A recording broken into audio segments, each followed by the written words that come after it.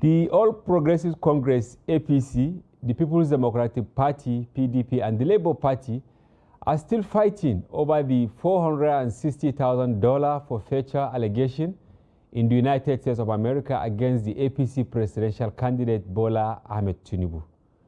The APC Presidential Campaign Council had accused the presidential candidate of the PDP and LP, Atiku Abubakar and Peter Obi, of sponsoring fake news against its candidate, Tinubu. Tinubu was said to have forfeited $460,000 in alleged drug money to the U.S. government, but the spokesman of the Tinubu-Shetima Presidential Campaign Council, Festus Keyamo, has said that the $460,000 was tax deducted from one of the 10 accounts linked to Tinubu in the United States.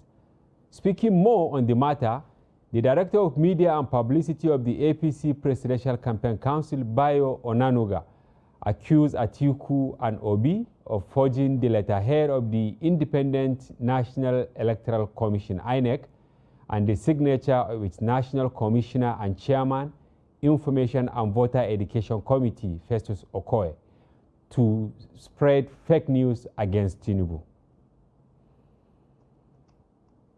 And elsewhere in the South-South, a federal high court sitting in Uyo, Akwa Ibom State Capital, has ordered the All Progressive Congress, APC, to conduct a fresh gubernatorial primary election within 14 days. The court nullified the APC governorship primaries that saw the emergence of Akamo Udofia as the party's candidate for the state in the 2023 general elections. The deliberating judgment on Monday in a case instituted by a former aide to President Muhammadu Buhari on Niger Delta affairs, Senator Itayenang, who also contested for the APC governorship ticket, Justice Agatha Okeke ordered that a fresh primary election be conducted within 14 days from now. And in Abuja, the Defense Headquarters has released names and identities of 19 terrorist commanders who it said have been wreaking havoc in northeast, northwest, and north central regions of the country. The military high command said it will give a 5 million naira reward to any Nigerian with information on how the terrorists can be apprehended, urging the public to come forward and assist in the fight against insurgency. It stated that this is necessary in order to sustain the tempo in clearing the adversaries and completely restore peace in Nigeria. Also, the second edition of the Arise Presidential Town series was held on Sunday, and this time around, presidential candidates of Action Democratic Party, ADP Yabagisani, African Action Congress, AAC, Omoele Sowore, that of All Progressive Grand Alliance, ABGA, Professor Peter Omedi, and presidential candidate of the Social Democratic Party, SDP, Adewole Adebayo, spoke on their plans to revive the Nigeria's economy and security infrastructure if elected president. So tonight on the program, we are joined by the presidential candidate of the ADP and chairman of the Inter-Party Advisory Council, IPAC, Engineer Yabagisani. Welcome to the program. Thank you very much for having me. Yeah, together with him, we will discuss issues in the polity. As you can see, so many things happening as we brace up to the 2023 general election. You're welcome once again. Thank you. Yes. Today, as you can see, the military, let's start with that. They released names of 19 high-profile terrorists or bandits or whatever name we call them. And they said Nigerians should come forward to, help in identifying and then arresting them. What is your take on this? Well, I think it's a good development. Okay. In the sense that the military is realizing that it's not something they can do alone, and wanting to now bring in all of us. I say all of us because it's about the Nigerians, and of course, fight against insecurity cannot be done by only the agencies of the government, military agencies. It has to be something that you involve all the citizens, so that in terms of intelligence gathering, processing of intelligence, and acting on it, can now be done holistically. Yeah. Holistically in the sense that perhaps they just brought out 19 names. Yes. If you are able to engage effectively with the citizens, like I said, they may get more than 19. The high profile. Yes, exactly. High profile. They mentioned Tuluji, yes, exactly. Sububu, and all that. Yeah. And I think if you look at it critically, these bandits, most of them are not people that are fundamentalists. They are not faith. They are not ideologically inclined. Yeah. Yes, bandits. It's basically about money. It is all like in the Boko Haram. Yeah, Boko Haram, where we had Shekau, yes, exactly. Those ones are for ideological reasons. They are fighting. Those are the ones that are difficult, to handle because you can't easily appease them. But these ones, with the inducement that they are brought out, I think it will get us somewhere, because the issue of how much can you pay, to even their own followers. So I think it's a step in that direction. But again, you see, to fight insecurity in this country, we need to have a well thought out policy. Yeah. On security itself. You must also have standards, that you follow in applying those policies. Yeah. So that you can be able to easily avoid risks. You can easily identify threats before they even happen, and you'll be able to take action when there's an incident. So if you look at our security architecture today in this country, I'm not sure there's that kind of well thought out policy and standards. And even if there were, there's no synergy between the different agencies of the government that are supposed to fight these non-state actors. So, and again, if you look at the scenario that we found ourselves, where it doesn't seem as if the commander-in-chief himself, either for reasons of esprit de corps or information quality, intelligence, doesn't get to him or something like that. We or maybe have it is not subdued seen, in most cases. exactly. We have not seen yet actions that commensurate with the insecurity.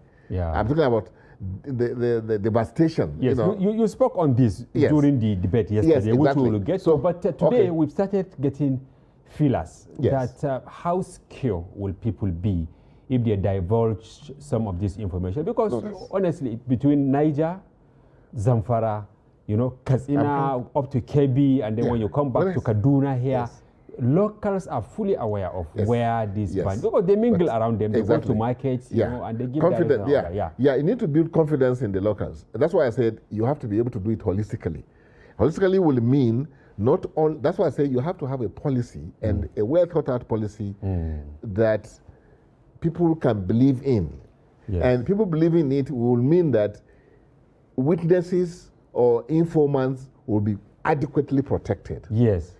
So if you cannot give protection, as we have seen in the past, because we have reported on many occasions how like Boko Haram, ISWAP, going and killing people simply because they divulge simple information. And you can even see how do you even put this together side by side with the whistleblower policy, because it has somehow fizzled out. Is it because of lack of confidence in the system? It's because the system itself is completely corrupt. The corruption is so endemic in our system today that nothing will work as it's supposed to. If it's in other countries or other climes, it will work. Because believe, if you go to any ministry and you want to do business with any ministry, at all, you'll be disappointed because care is not taken from the highest level of that, of the administration in that ministry to the lowest person there, it's all about what are you going to give to me? How much am I getting? This is true. It's not about Nigeria. They're not even, they don't even care. And it's done with impunity. Yeah.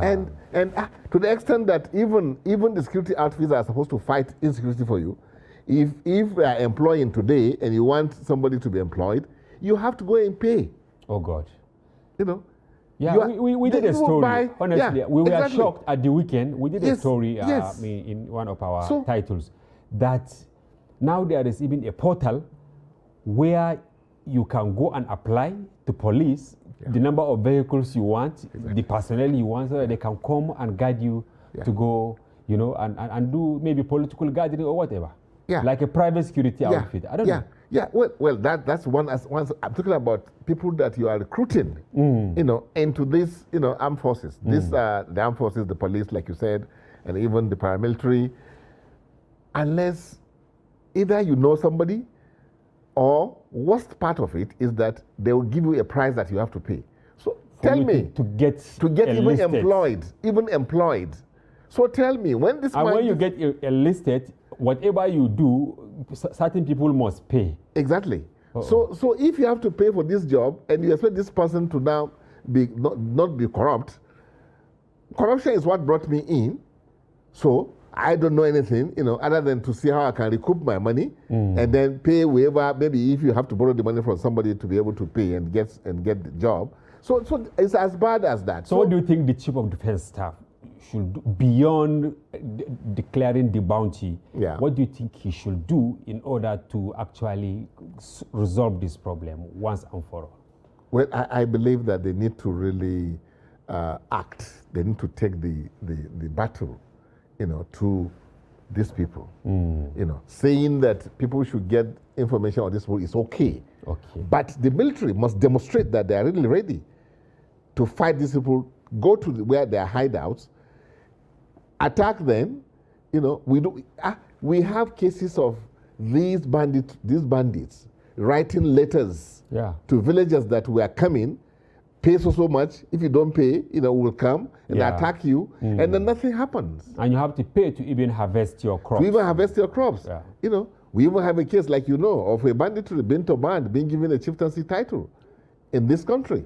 So how bad can it get? The government defended that he has repented, and that was why they said, okay, let's bring him to the mainstream of sorts. Well, whatever it is, I'm sure, even if that's the case, it could have been done in a much better, manner. Yes, not the way it was handled, because it was an embarrassing situation for even the government, for them to now later come to tell you that no, this is what happened. It's not what you saw that happened.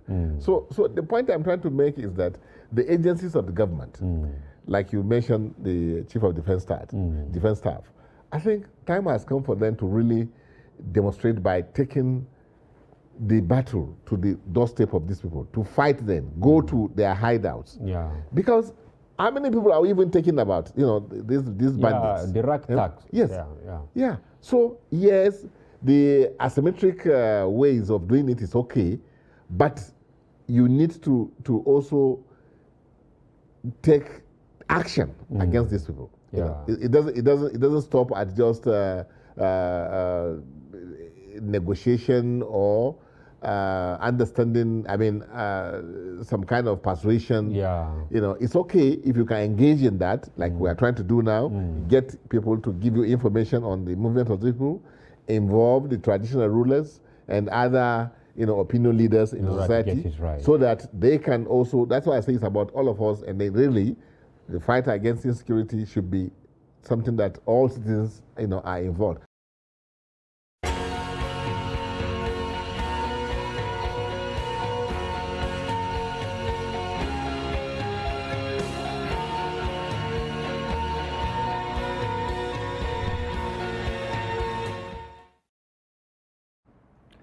Good evening, everyone, and welcome to Daily Politics on Trust TV. As always, I'm your host, Hamza Idris.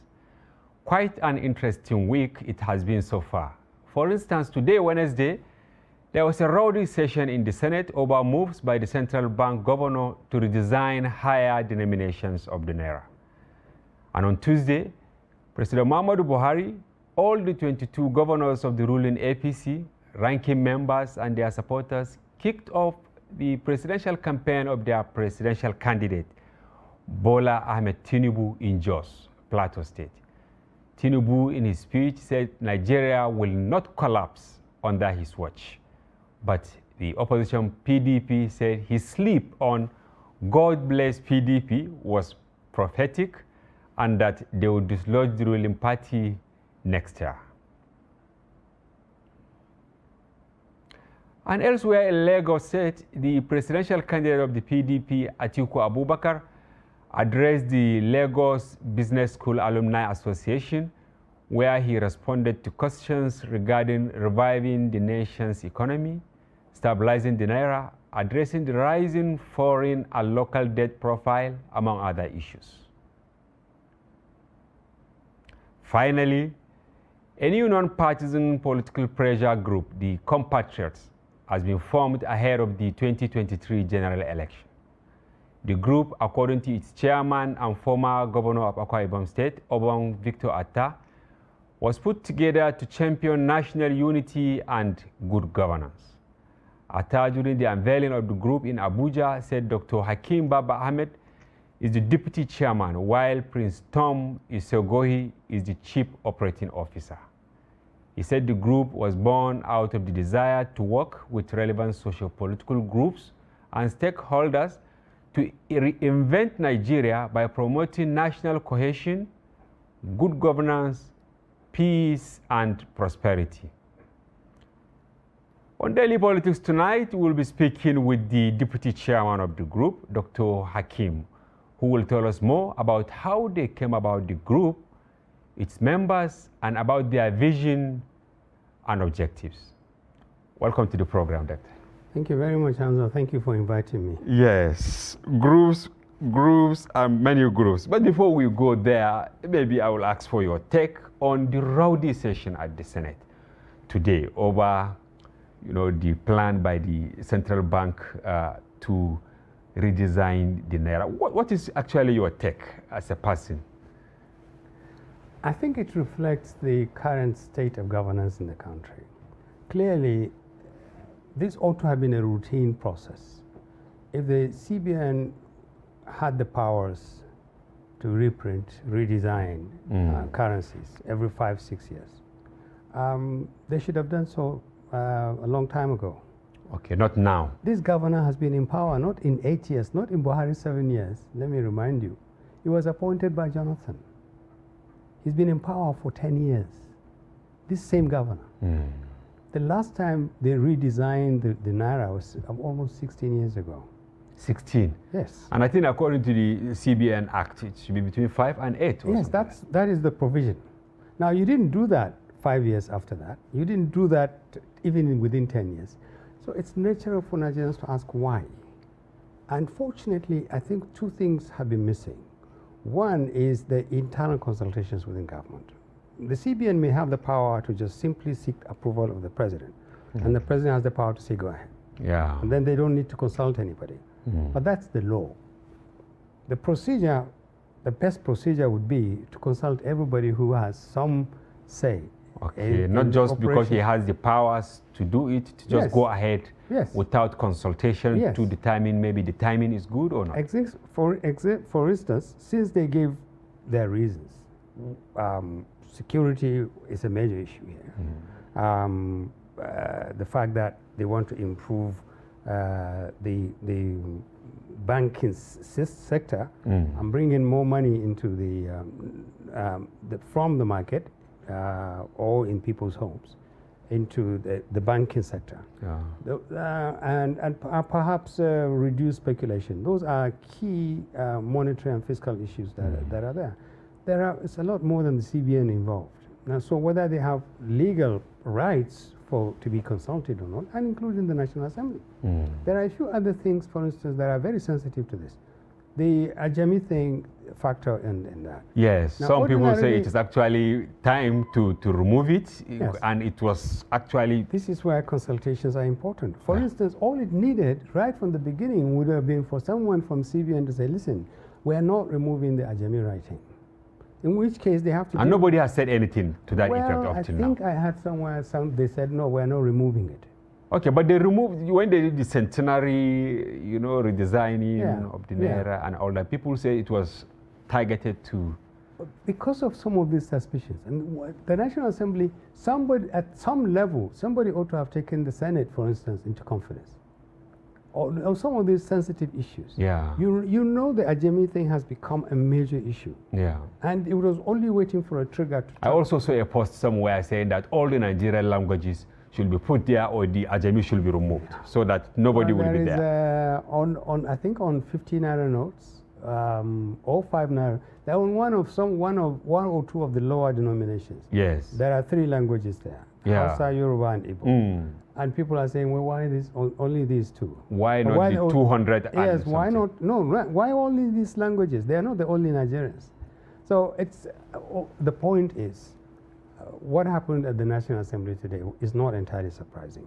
Okay, it's There not has been surprising. And is adequate maybe is it consultation. valid to those who are really angry about the timing and all Well, that?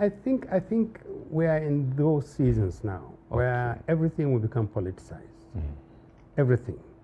And people who you would expect to exercise some level of responsibility and maturity will actually behave in a manner that sort of scratches the boundaries.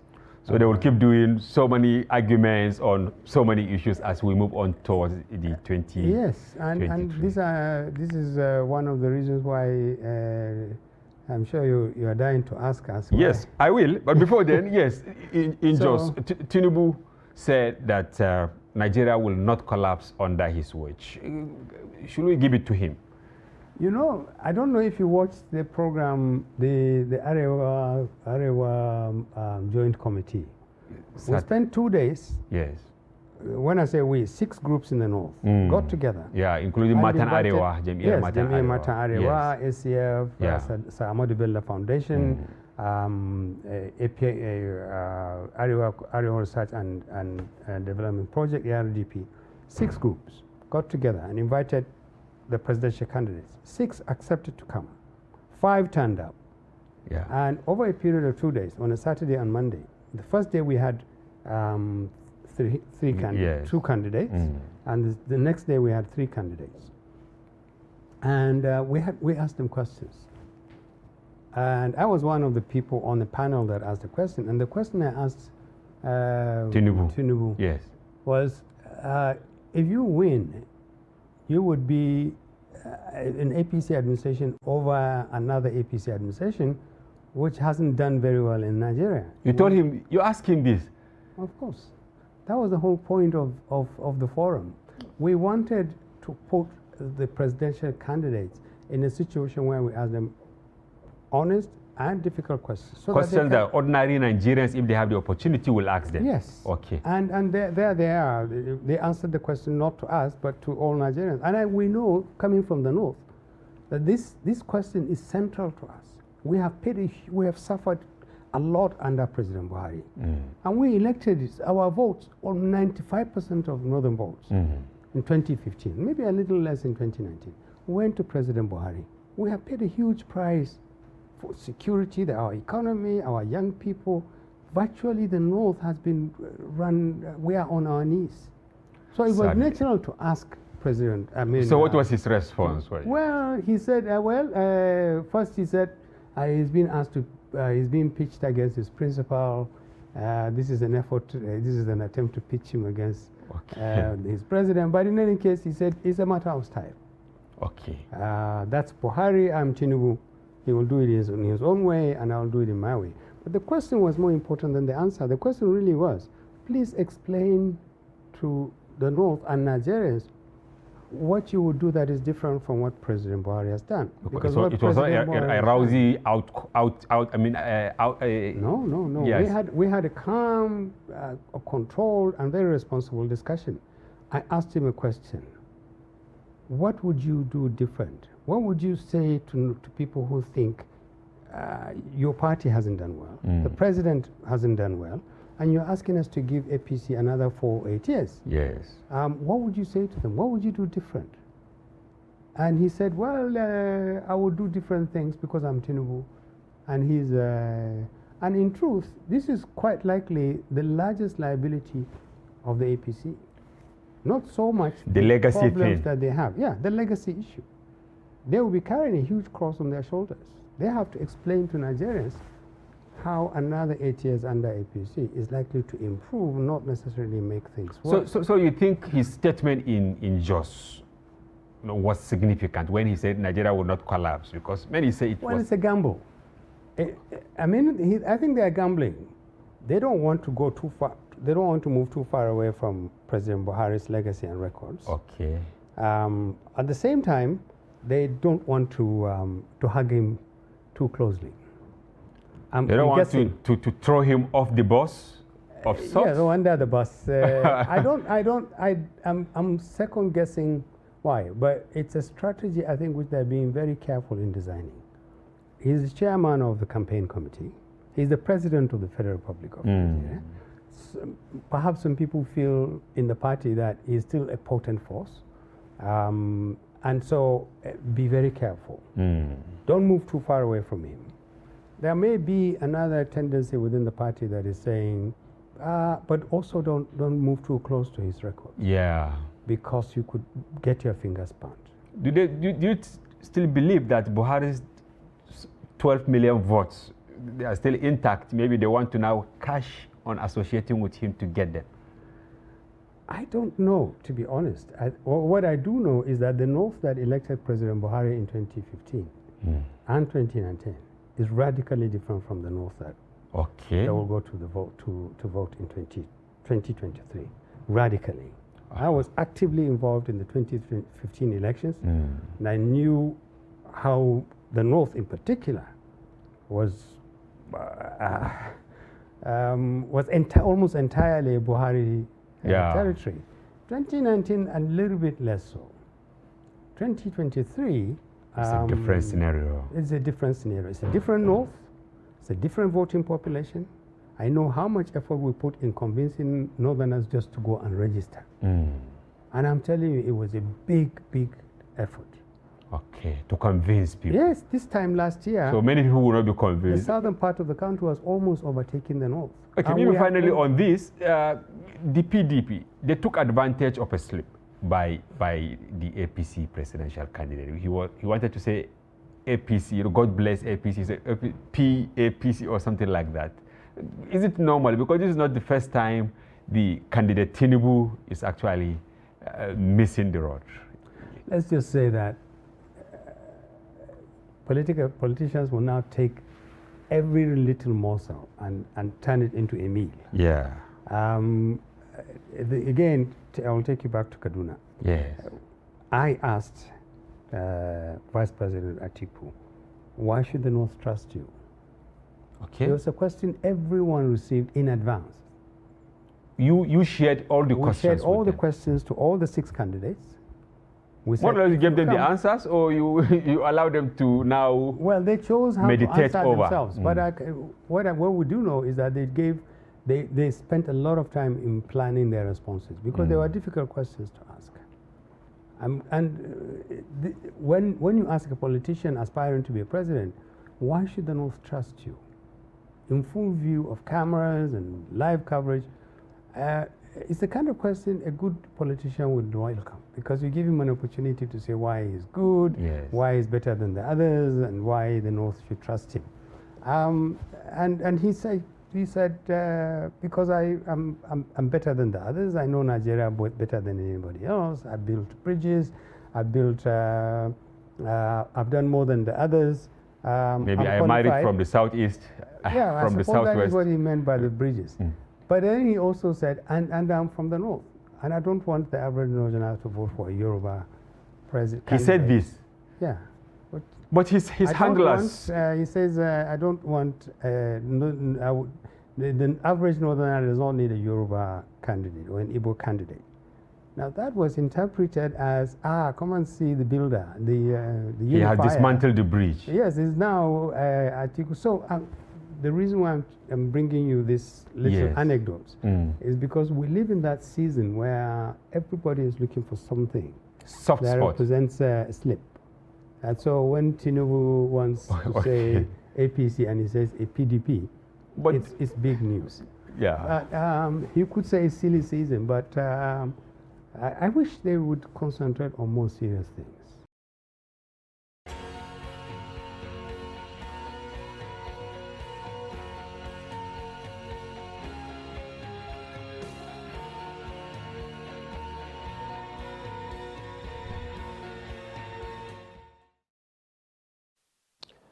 The federal government has disclosed that 130 million Nigerians are living in poverty. 130 million Nigerians living in poverty. This is according to the National Bureau of Statistics and its partners.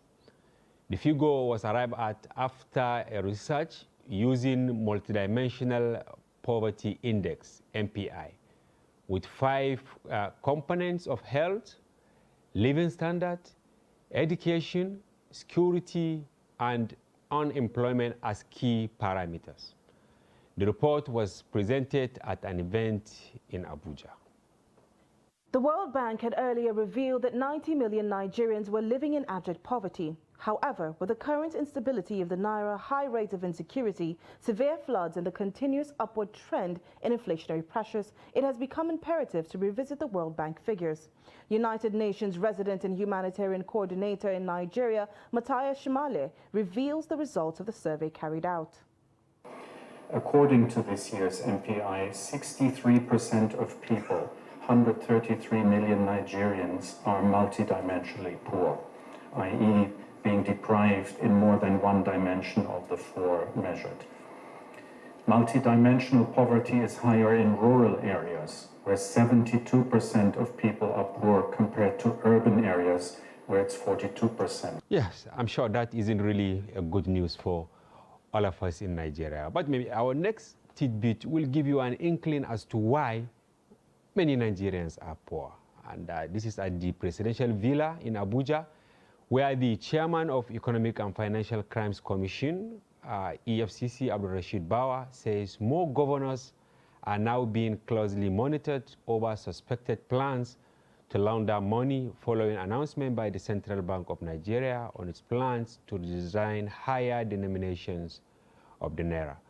Recall that Daily Trust had exclusively published an interview with the EFCC chairman where he revealed plans by 3 serving governors to launder money using table payments of salaries in their respective states after the Apex Bank's announcement. Bawa, however, did not mention names of the governors nor their states when asked. We are happy with this naira redesign in the sense that it will give central bank an opportunity of going back to square one.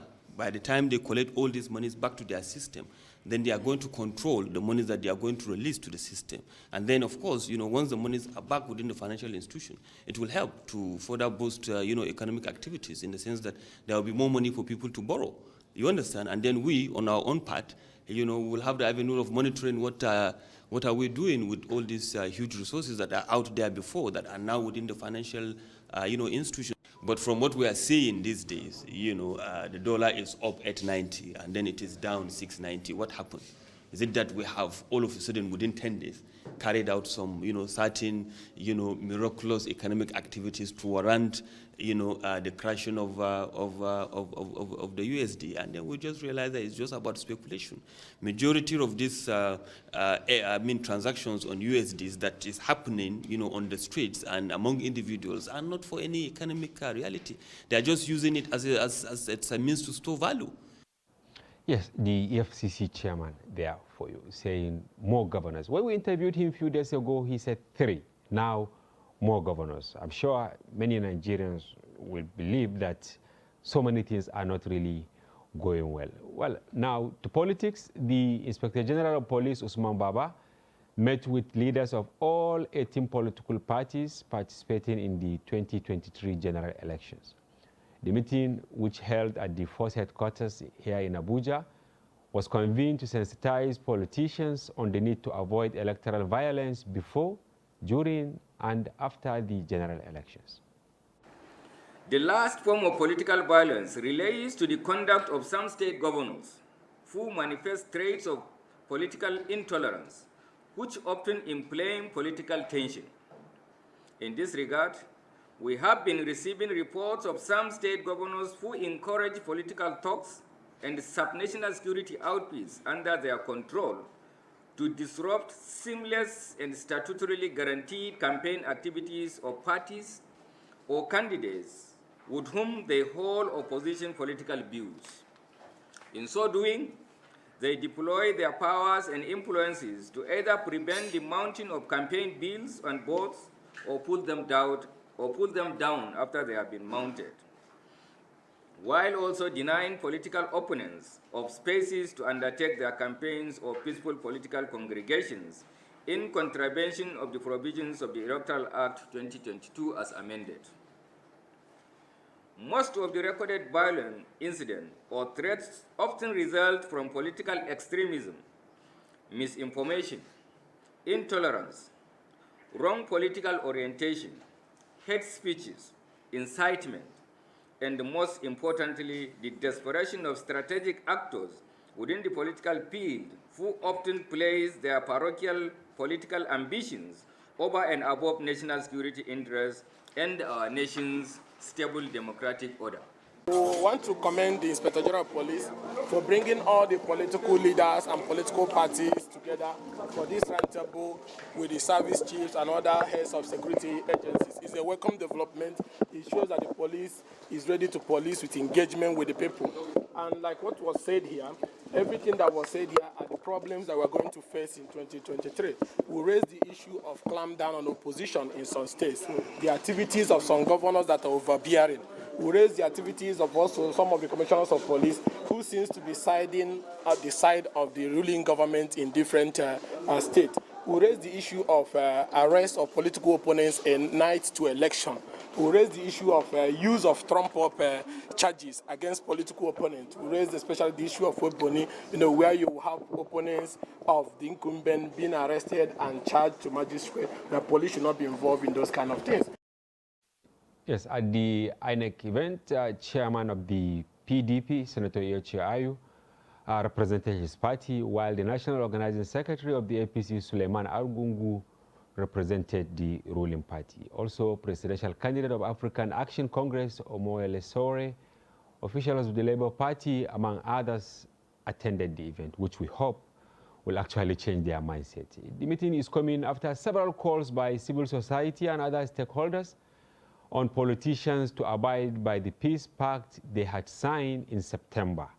However, it appears that most of the political actors are not respecting the peace accord, as evident in recent attacks on INEC offices and campaign rallies. The resultant effect of all these, of course, is the gradual loss of confidence in the safety and integrity of the system, which is capable of affecting voter turnout in the forthcoming election. And voter turnout, apathy, and all that is actually the focus of daily politics tonight. We are joined in the studio by Angela Ochubaye. She is the lead collaborator for the Vote 023 initiative. We also have Mukhtar Suleiman. He's the communication officer for Accountability Lab Nigeria. Welcome to the program, gentleman and lady. Thank you very much. Thank you so much for having me. We will take a short break, and when we return, the discussion of the day commences. Don't go away.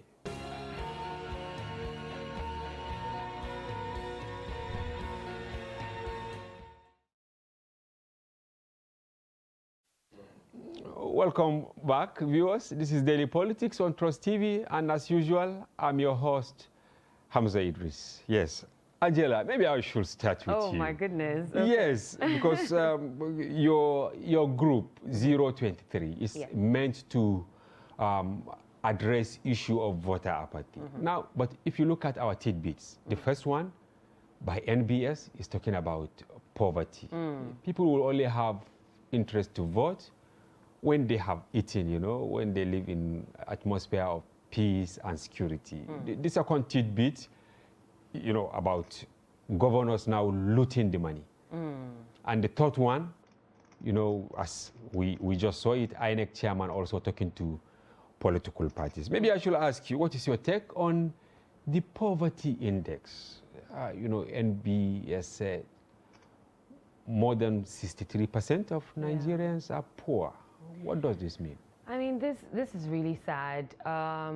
It's really sad, and I think it's affecting everyone in general to know that people are really living below the poverty line. It's sad to know that we're in this situation, and the effect of it as well in relation to the 2023 elections coming up.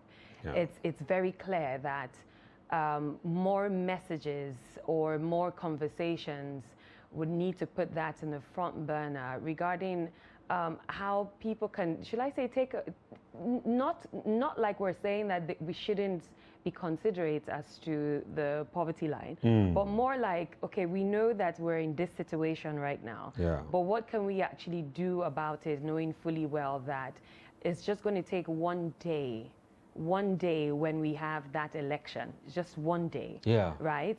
And in as much as we are should I say, more people are under that poverty line, it's just going to take one day for us to vote. And when that time comes, hopefully we can push different kinds of messages out so that people see that maybe in their voting, it can actually change the narrative regarding poverty. Okay, Mukhtar, were you shocked by the figures? Not entirely. I'm not entirely shocked. We beyond even doing the research, we can see it realistically in our day-to-day lives, what this has actually meant, what has actually been happening in the country. I've said this before. The weaponization of poverty is one of the biggest problems we have with our democracy. Weaponization of poverty, yeah. It's one of the biggest problems we have in our democracy as a country. Our political class have found a way to ensure that is part of the electioneering process. It is why activities like vote buying or vote suppression through money actually thrives in our system. So if we don't find a way to actually address that, it's a big problem. Earlier on, before I came here, I was with a few of my friends and some of the representatives from the Population Reference Bureau. It's an international organization. They're supporting the NPC for the census. Yeah, because we have quite a number of them. The NBS, of course, then the National Social Safety Nets Coordinating Office, NASCO, the United Nations Development Program, UNDP, the United Nations Children's Fund, UNICEF, and the Oxford Poverty and Human Development Initiative. This is the first time you can see these credible agencies coming together, and when you look at the index, you know, the parameters they use, talk about security. So we're discussing it earlier with the PRB, people from the PRB, because they are supporting the NPC for the forthcoming census that's going to be happening in March, hopefully next year. And what we got to find, in our discussion, it's deteriorated into, not really deteriorated, let's say it's transcended into discussing how our political class use poverty as a weapon to actually dehumanize the citizens. Categorically, we see it happen. It's why the psychophancy is at an all-time high in politics as opposed to every other sector in the country. So we really need to check that. It was really painful. When I saw the whole report earlier, I was trying to read the report, I saw that out of the 63%, close to 90%, if not over 90%, are from the north. 80, here, the figure, the figure said that, 86 million people, 65% of the poor, that's 86 million live in the north, while 35%, nearly 47 million, live in the south. And then poverty level across the state increased significantly, with incidence of multidimensional poverty ranging from a low of 27% in Ondo to a high of 91% in Sokoto. 91%. The problem I find is that it's not because there is no economic activity happening in Nigeria. It is that we've restricted the economic activity to just circulate, the economic benefits to just circulate within the top 1%, if I may put it that way. Because if you look at the Africa Index, for example, Nigeria still has the highest IGR. sorry, GDP, I mean. Yeah, Nigeria GDP, still has the highest GDP by far. The GDP of Lagos is still bigger than about 5 African countries. So it is not because there are no economic activities happening in the country. It's just that the economic benefits, it doesn't trickle down to the average man in the society, to the everyday citizen. And, you know, I've said this before in some of our conversations that we've had, that it is one thing when you are seeing that there's economic turmoil in the country, and you can see that the government is struggling really hard to solve it. But it's another thing when you're seeing that there's economic turmoil in the country, but the government is living la vida loca. That's a whole different ball game. And it's really something we really need to look back at, and we need to ask our leaders if they really have us at heart.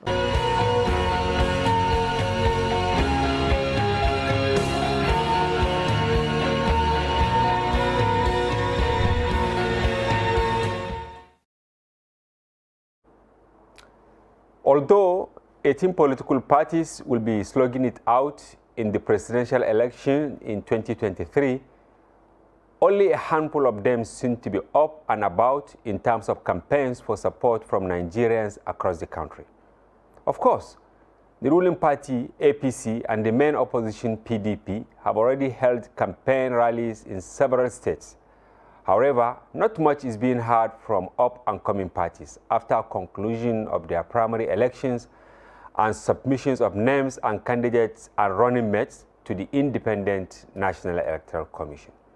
If anything, some of them are deep in internal wranglings, heightening fears that they may end up not checkmating the so-called dominant parties at the polls. This will be the focus of the program tonight. We have in the studio the Director General of the African Democratic Congress, ADC Presidential Campaign, Abdulaziz Suleiman. We are also joined by Khalifa Abbas, who is a member of Accord Party. Welcome to the program, gentlemen. Thank you very much. Thank you so much. Abdulaziz, many people will be surprised to see you here. Welcome. Thank you. Yes, I'm Hamza Idris, your host, saying welcome to Daily Politics.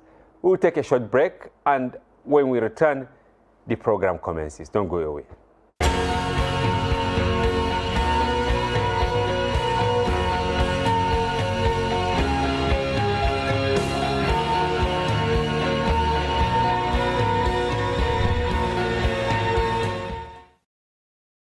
Welcome back. This is Daily Politics, and our subject of discussion today is where are the up-and-coming parties? We have Abdulaziz Suleiman, as I said, and Abbas Khalifa in the studio. Welcome once again. Thank you. Thank you. Maybe I should start with you, Abdulaziz. You're welcome. How comes? We know you as an activist to the core. At what level did you digress or veer off the track? No, it's not about digressing. It's about continuation of a process.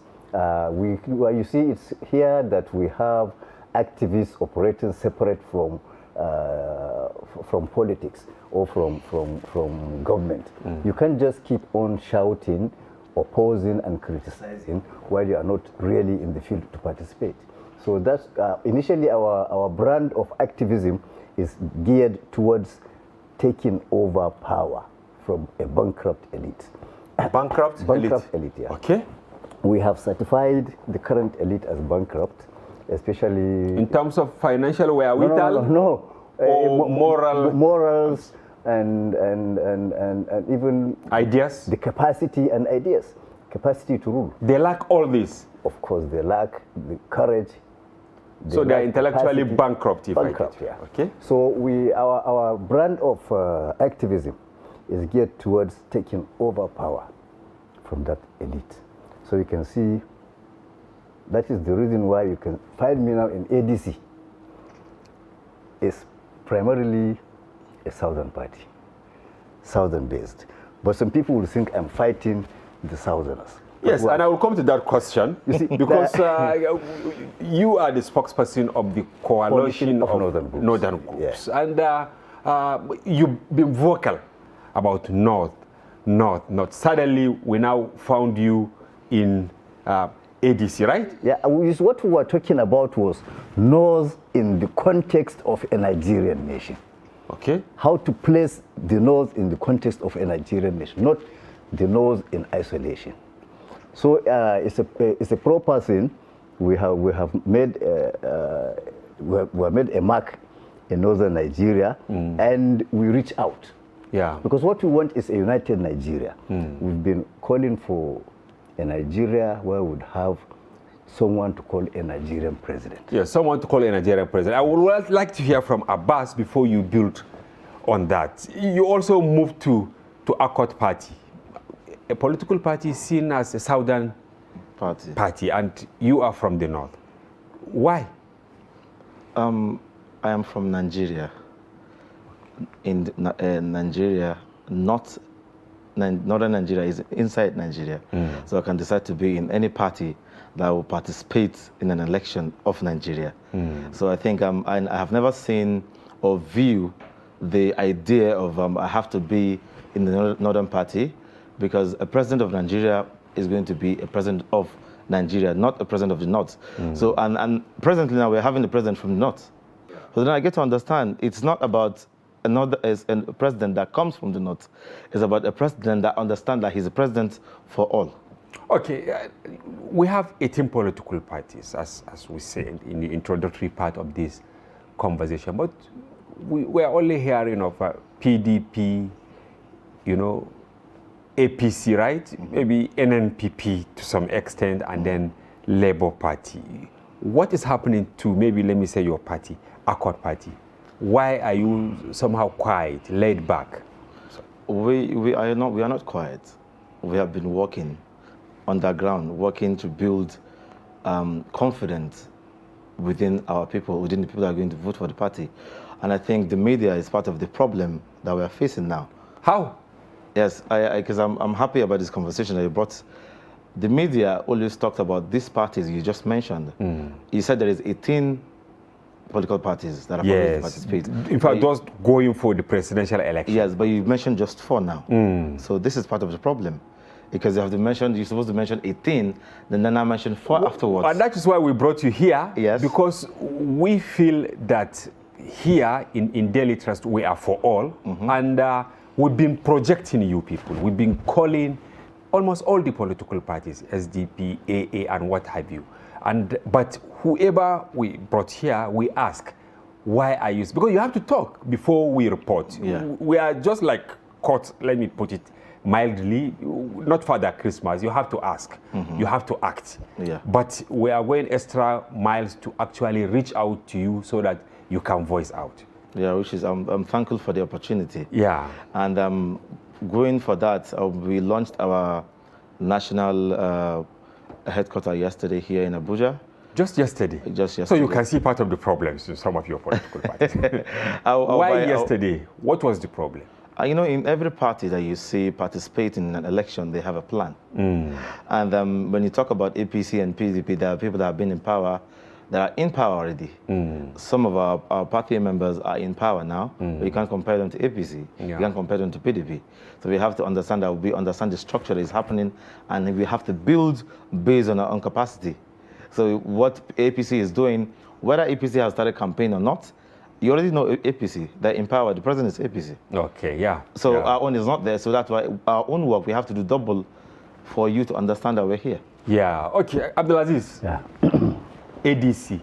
Why ADC? Because people, the way you are so vocal and you've been voicing out, and there is this fear that these two parties have entrenched themselves in the polity so much that it will be very difficult for other parties to have, anything tangible that will make a difference. Why did you choose ADC?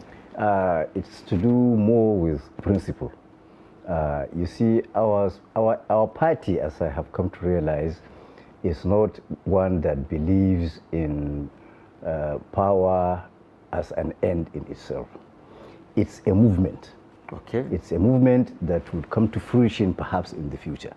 We are not desperate to have a leader or a president who will call a Southern president or a Muslim president or a Christian president.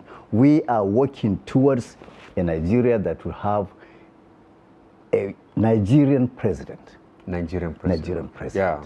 We are working towards ending these divisions, unnecessary divisions. And we are also working towards getting the younger generation not really younger generation, people with dynamic ideas to take over from the crop of leaders we have who have proved to be incapable of ruling a nation. So ours is a movement. We are not desperate for presidential. You don't really bother to win the presidential election, but we have even expelled our presidential candidate. I'm coming to that because yes, I blame the foundation. That is to show you that I blame foundation. We're not desperate.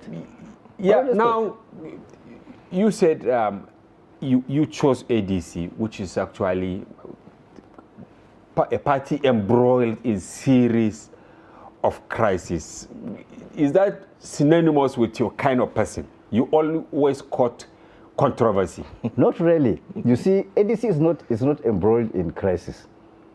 What ADC is doing or has done is what Nigerians ought to appreciate. If a political party, can be so in love with the application of the rule of law as to expel their presidential candidate who has not been in tune with constitutionalism. I think that's the type of party we need. Okay, I have questions on that because there are many things that happen before the expulsion of the president. Dumebi. Yeah, exactly. Yeah. Yes, Abbas, what are you bringing to the table, Accord Party? Because of course we are laying foundation, but you are also embroiled in series of internal party problem. Because I know just last month, your party, you expelled 3 key people. The ex-official member, Reverend Isaac Adeni, former zonal vice chairman, Southeast, Innocent Boke, and former caretaker vice chairman, South Prince James Joseph. Are you not starting on a shaky foundation? You are going into election and you are sacking some of your key people. If you happen to be a strong party that has a system, that has rules and regulations, if any of those members try to go against what is our own constitution of the party, then they have no right to be there. So the point of saying we are shaking just because we have punished people that are meant to be punished is not a conversation to start with. And if a party like that cannot deal with this kind of people, then how about when you come to the presidency or when you happen to be leading Nigeria, we cannot make such rules to affect the citizens. So you have to be strong and you have to make sure people follow what the party want and their focus on. What are their crimes? You didn't call them to the table. Some of them are even alleging that they were not heard. They were not given opportunity to explain what really transpired. But what was put out there was that insubordination, anti-party posturing, and all that. Are these enough to actually throw big party men out of the boot? Well, if you hold your position as a big party member, I think those are the mistakes that you should be avoiding before making them. Because when you allow them and accept the mistakes as mere mistakes, other people are going to do it. We're facing elections, so we have to understand people that we are having here are fully and dedicated to be or to work for the party fully. Yeah. So I think, to me, it's a very good thing to do, to start with people that think they cannot be touched and touch them for a betterness of the party. So I think it's a good thing to do. Abdulaziz, you sacked the presidential candidate of your party, Dumeji. What were his crimes? We disciplined him, rather. We disciplined him. We did not sack him.